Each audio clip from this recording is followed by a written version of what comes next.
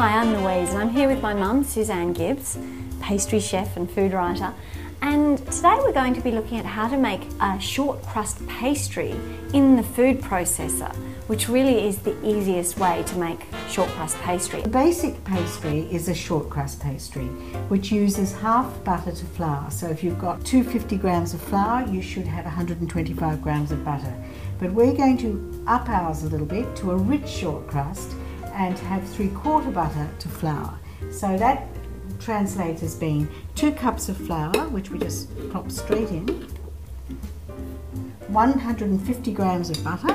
And with butter, usually you want it softened when you're baking because it makes it easier to work with.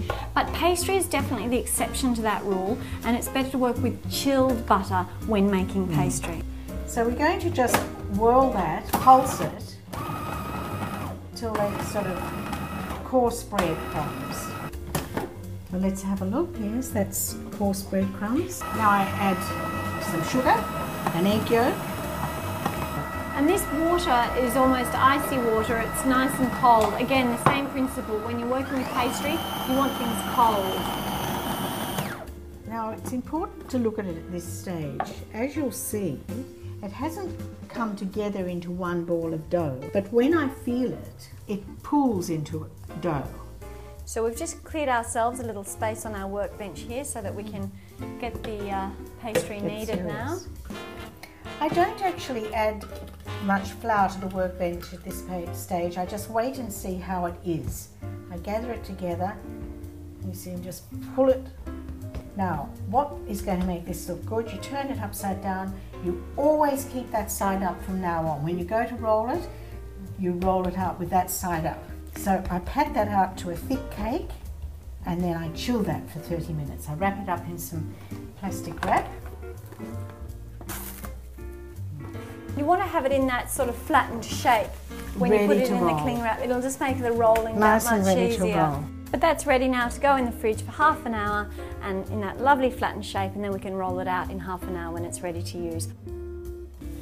So here's our short crust pastry. It's been in the fridge for 30 minutes now and it's ready to roll. We're going to put it into a flan tin, and you can fill that flan tin with whichever filling you like, whether it's a lemon tart or a quiche Lorraine, but it's lovely to know how to make a perfect pastry base. So whichever filling you have, you'll be ready to go. So we've got that there. Flour on your rolling pin. And the other trick is, when you're rolling, always roll away from you. Just got to keep that turned, floured.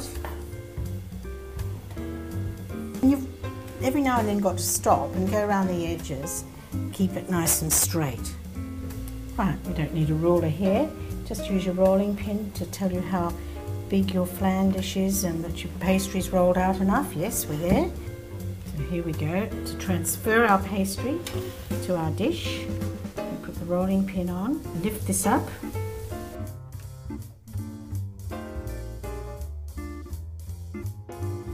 And then so ease this in, trying not to stretch the dough, pushing it from the base in and around.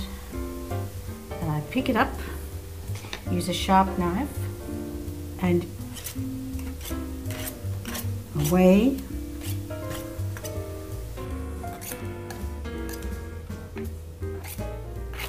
It's looking pretty good, but I go around the edge. I press the pastry so that it comes above the edge.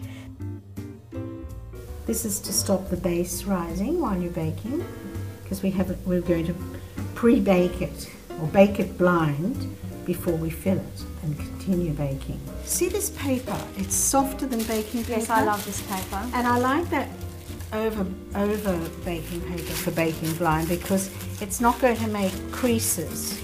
And then these are proper little pastry weights. They're made of aluminium, but you could use beans or rice. If you haven't got many, just make sure you've got the edges done, because you want them looking good. So now we have a lovely pastry case ready to go in the oven. We'll bake that blind for about 15 minutes at 190 degrees, and then we'll take our pastry weights out and bake it for another 5 minutes, and then it will be perfect for a filling. So our pastry case has been in the oven for 15 minutes. So all I'm going to do here is just lift these pastry weights out And then it can go back in for another 5. You'll see it's just still a little pale there on the base, so that extra 5 minutes will just get it lovely and golden. So our pastry case has been in a further 5 minutes, and you can see it's looking lovely now. That's all it needs because we're going to fill it and put it back in the oven. But if you were using the pastry case just like this with a lemon curd filling, for example, or a filling that didn't require further baking, then you'd want it in a little longer till it gets even more golden than it is. But I think it's ready to make our lovely apple tart now.